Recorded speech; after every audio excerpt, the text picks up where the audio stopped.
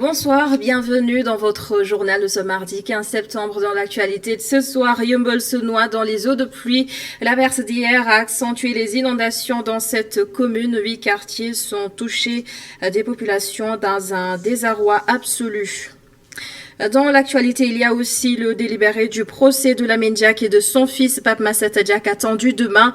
Le parquet de Paris va rendre son jugement dans cette affaire de corruption et de dopage. Je rappelle que les procureurs financiers avaient requis 4 ans de prison et l'amende maximale contre Lamine Diack. Le coronavirus infiltre l'armée sénégalaise. 208 soldats touchés. Ils reviennent de mission et sont actuellement sous traitement dans les services sanitaires de l'armée. Guillaume Soro est éligible à la présidentielle ivoirienne en octobre. C'est la décision de la Cour africaine des droits de l'homme au lendemain du rejet de la candidature de Soro par le Conseil constitutionnel de la Côte d'Ivoire. Nous en parlerons dans quelques instants avec Amogoro Bernian.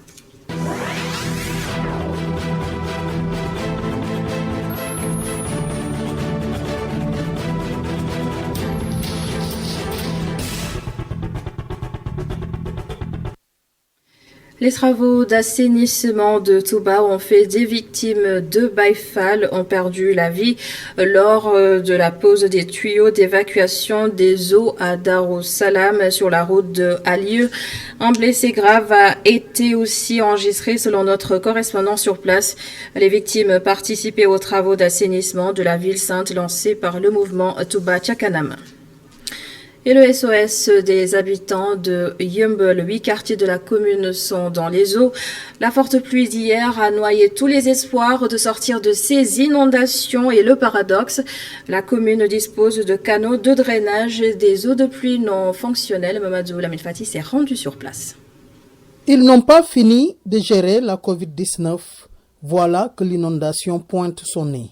8 quartiers sur 16 de la commune de Yeumbeul Nord sont dans les eaux. Le maire fait la situation. J'étais au niveau de 16 quartiers.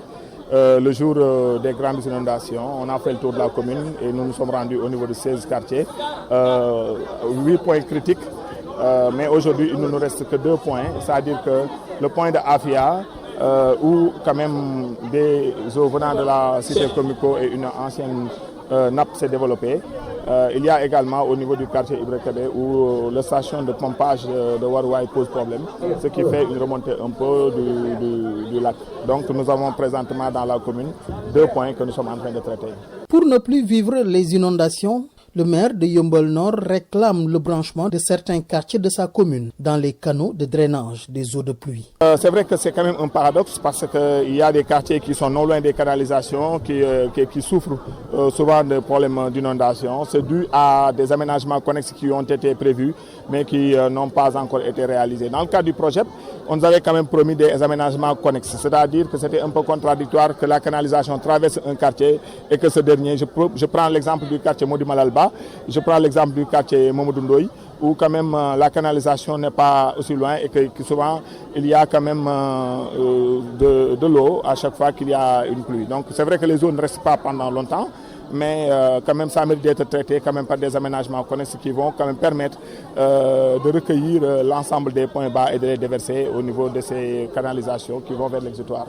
Yeumbeul Nord, à l'instar des communes impactées par les inondations, a remis 500 kits alimentaires aux populations, tout en demandant à l'État son appui dans le plan Orsec. Mamadou Lamine Fati, les eaux stagnantes, les moustiques apprécient, les populations moins. C'est pourquoi le service d'hygiène de Bargny a mené une vaste opération de pulvérisation à Bargny, justement. Diamniadio, Sébikotane et Yen Babacar Seck a suivi ces opérations pour nous. Le programme de traitement des lieux publics du département de Rufisque par le service de l'hygiène se poursuit. Bargny, Sébikotane, Diamniadio et Yen ont accueilli les agents de l'hygiène. L'objectif était de stopper la prolifération des moustiques dans les eaux stagnantes provoquées par les dernières pluies. Bien sûr, comme je viens de le dire, les zones inondables sont concernées parce que le lancement, on l'avait fait le 28 passé. À cause des inondations, on avait laissé un peu. Mais maintenant, nous constatons qu'il y a beaucoup d'eau, il y a beaucoup de moustiques et nous allons viser ces zones inondables. Et Bargny également, il y a des zones inondables. Sébikotane également, il y a des zones inondables. On va commencer par Diamniadio, Sébikotane, Yen et Bargny. Cette opération vient à point nommé dans la commune de Diamniadio qui n'a pas été épargnée par les inondations. Comme nous l'avons tous constaté, cette année, il a beaucoup plu. Donc quand il pleut beaucoup, il y a la prolifération des moustiques. C'est la raison pour laquelle le service d'hygiène a mobilisé son équipe. Comme vous l'avez tous constaté, c'est le pays qui a subi beaucoup d'inondations. Donc à Diamniadio, une partie de Diamniadio Nord aussi a subi les inondations. Mais alhamdulillah, je passe sur le contrôle du directeur de service technique. Donc nous allons continuer cette dynamique pour pouvoir vraiment lutter contre la prolifération des moustiques dans la commune de Diamniadio. Durant 4 heures, le service de l'hygiène a touché une trentaine de quartiers, mais aussi les postes de santé, pour rappeler que la Covid est toujours présente selon le major. Et désormais, tout projet de développement sera adapté au plan national d'aménagement et de développement du territoire. L'annonce est du ministre de la Gouvernance territoriale, Oumar Gueye. La question des inondations et ses solutions sera prise en compte par ce plan. Matar-Nguer, Katidjo, Femoussafal. Vulgariser le plan national d'aménagement et de développement territorial, l'objectif de cette rencontre de ce mardi au King Fahd Palace. Monsieur le Président Macky Sall nous avait demandé de faire la promotion de ce PNADT par une vulgarisation à travers des rencontres avec les institutions, ça a été fait, mais également une large diffusion auprès de tous les acteurs au plan économique et social de notre pays. Et c'est la raison pour laquelle nous avons tenu aujourd'hui cette rencontre avec le directeur général de l'ANAT, que nous félicitons, M. Djigo, mais également avec l'UOMOA qui a appuyé pour l'organisation de cette rencontre de diffusion et de vulgarisation du PNADT. Le ministre est revenu sur les grandes lignes du plan d'aménagement et de développement territorial. Nous pouvons citer le visa de localisation, nous pouvons citer également l'Observatoire national des territoires et quelque chose d'extrêmement important, c'est ce que nous appelons les zones d'aménagement différées, les ZAD. Et également le fonds d'impulsion pour le développement de l'aménagement du territoire à travers les collectivités territoriales, les départements, les régions, les communes. Désormais, tout projet, dès sa conception, doit prendre d'abord la tâche du plan national d'aménagement et de développement des territoires. Parlant des inondations, il donne des explications historiques. Il y a une corrélation nette et précise entre les zones inondées actuelles et les zones humides d'antan. Nous avions eu à l'époque une carte de la région de Dakar particulièrement, avant les indépendances, que nous avons superposée avec la carte des inondations. Il y avait exactement une coïncidence entre les zones actuelles inondées et les zones humides, où c'était des rivières, c'était des fleuves, des marigots, etc. On a laissé habiter les populations avec les années de sécheresse de 1970. Il y a une vague de personnes qui ont quitté l'intérieur du pays pour venir se concentrer sur 0,3% du territoire. Le plan envisage d'anticiper tous ces problèmes.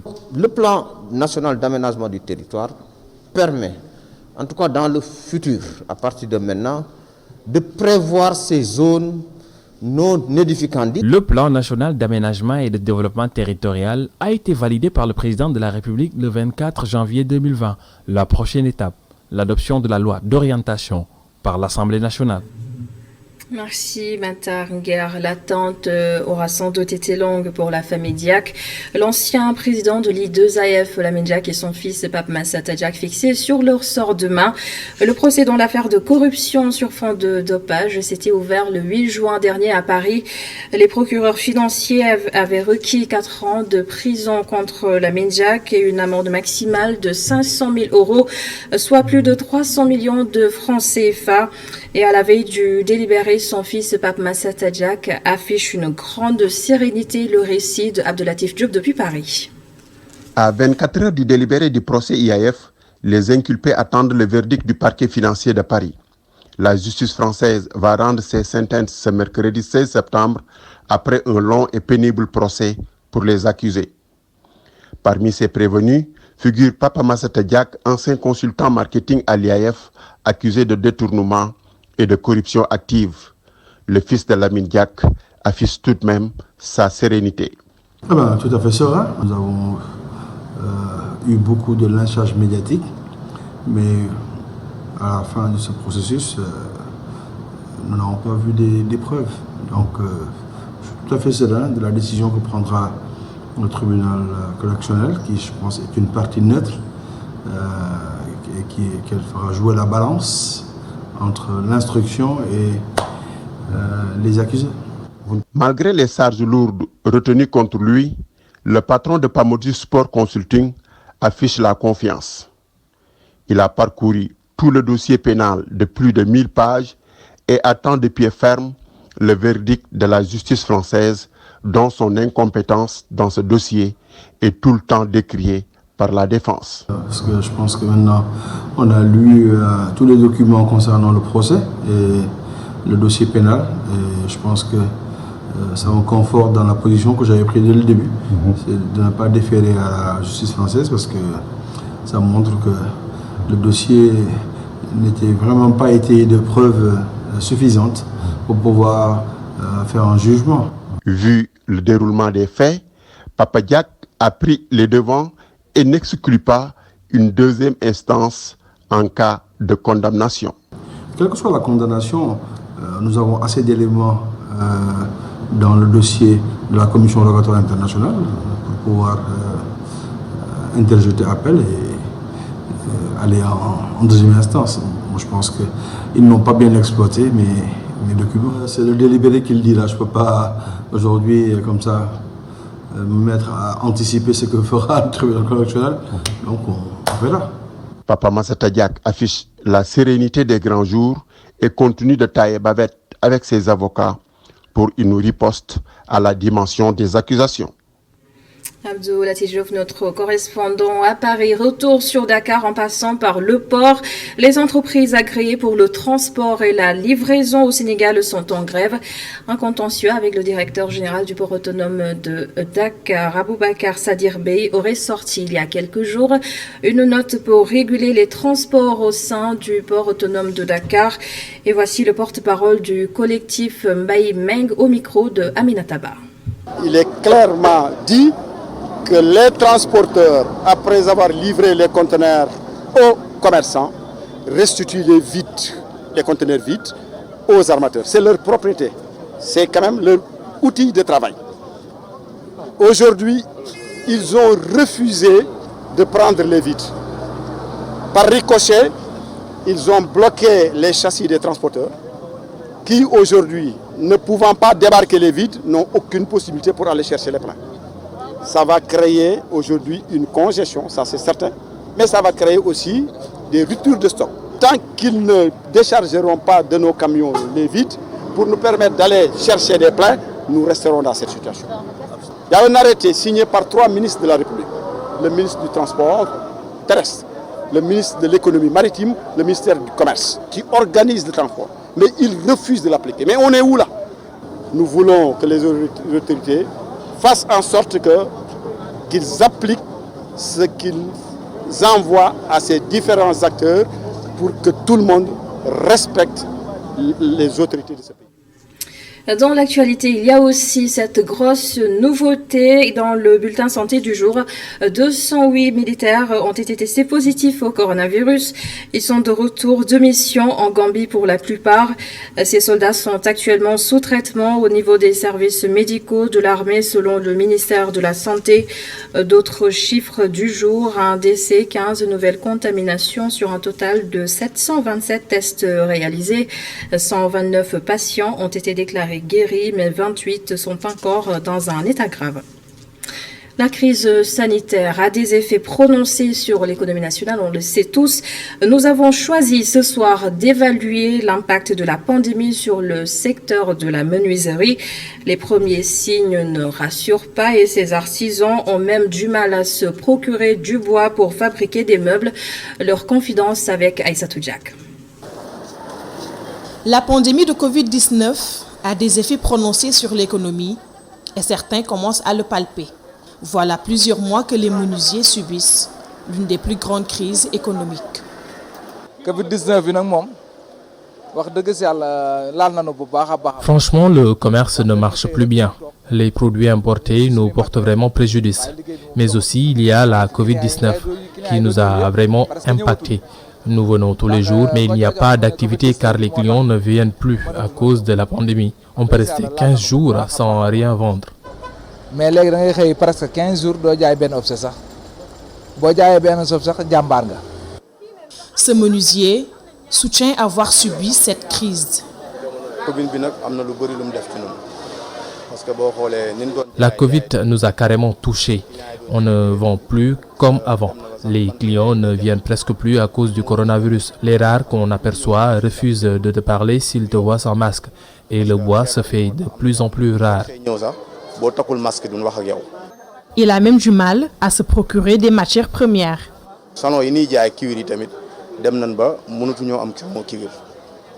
On importait les salons en cuir pour les vendre, mais à cause de la maladie, c'est devenu très compliqué. La pandémie nous a carrément mis à terre. Beaucoup de gens veulent voyager, mais ils ne peuvent pas. C'est pourquoi les salons se sont raréfiés.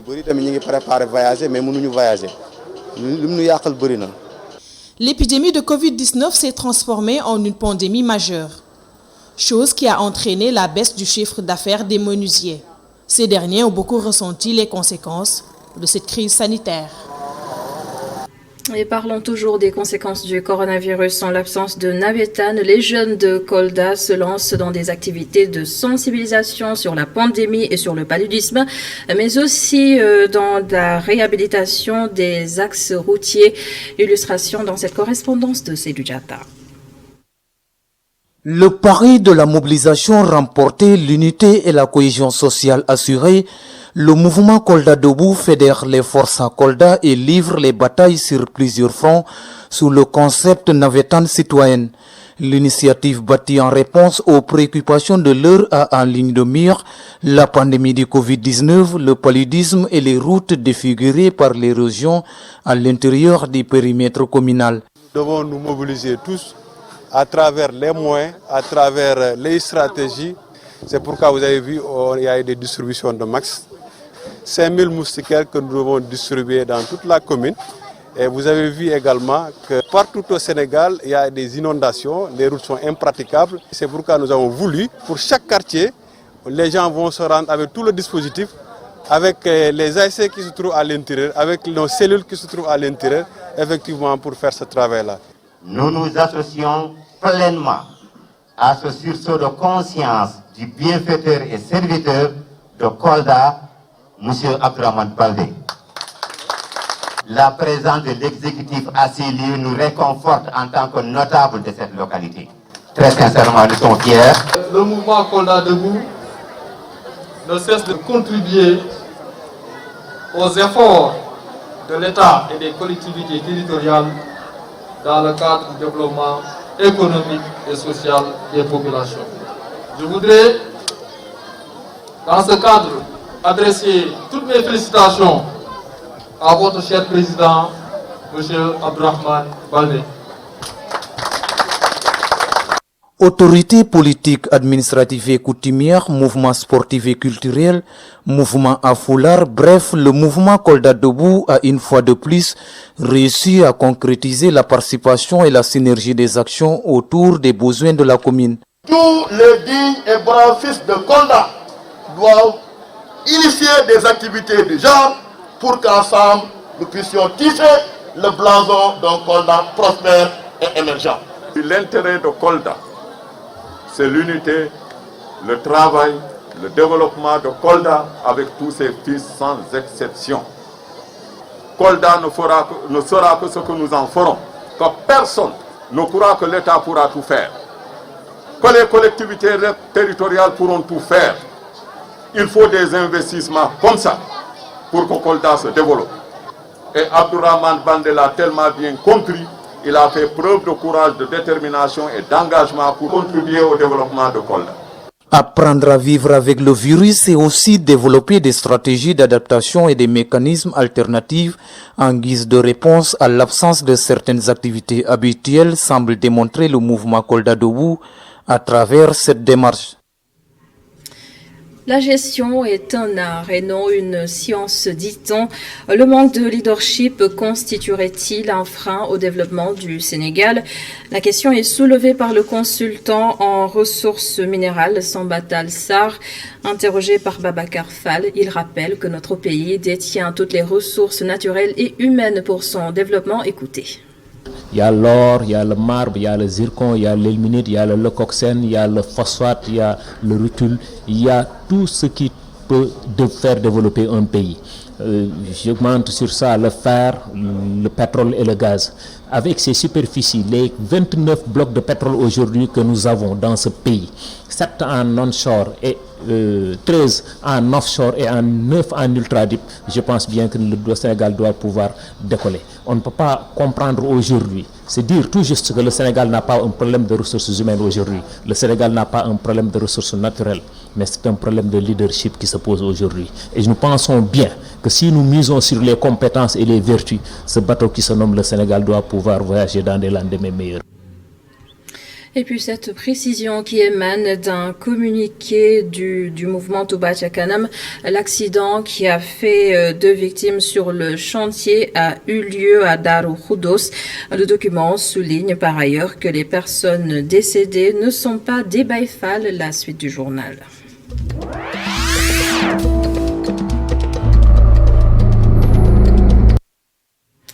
Le Mali en deuil, l'ancien président Moussa Touré est décédé ce mardi à l'âge de 84 ans. Il a dirigé le Mali de 1968 à 1991 avant d'être renversé par un coup d'État militaire. Et c'est l'un des titres de cette édition. La Cour africaine des droits de l'homme déclare Guillaume Soro éligible à la présidentielle ivoirienne en octobre prochain. Une décision qui survient 24 heures après le rejet de sa candidature par le Conseil constitutionnel de la Côte d'Ivoire. La Cour africaine demande en même temps à la Côte d'Ivoire de surseoir à l'exécution de tous les actes pris à l'encontre de Soro. Amago Robernian pour la synthèse du communiqué.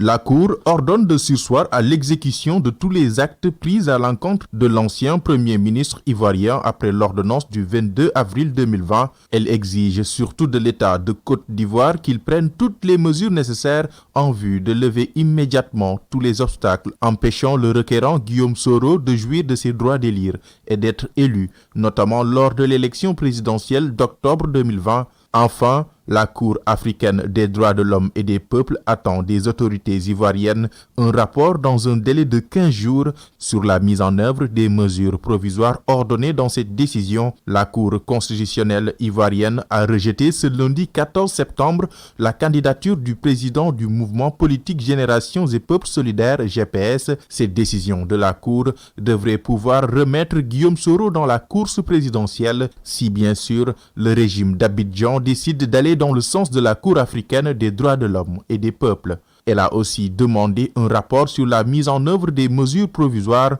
ordonnées dans la présente décision dans un délai de 15 jours à compter de la date de sa réception. La Cour africaine des droits de l'homme et des peuples est le principal organe judiciaire chargé de la protection des droits de l'homme en Afrique.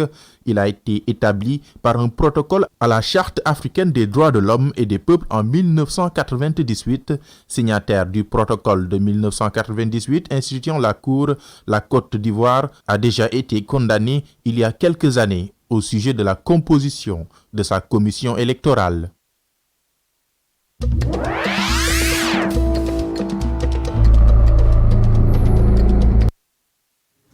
Fin ce journal. Merci de l'avoir suivi. Merci à toute l'équipe de la régie. Mais restez avec nous. Khalifa Diaraté revient pour la suite de la Total Bloc d'informations. J'aurai le plaisir de vous retrouver demain à la même heure, 19h45 pour un autre journal. Bonsoir.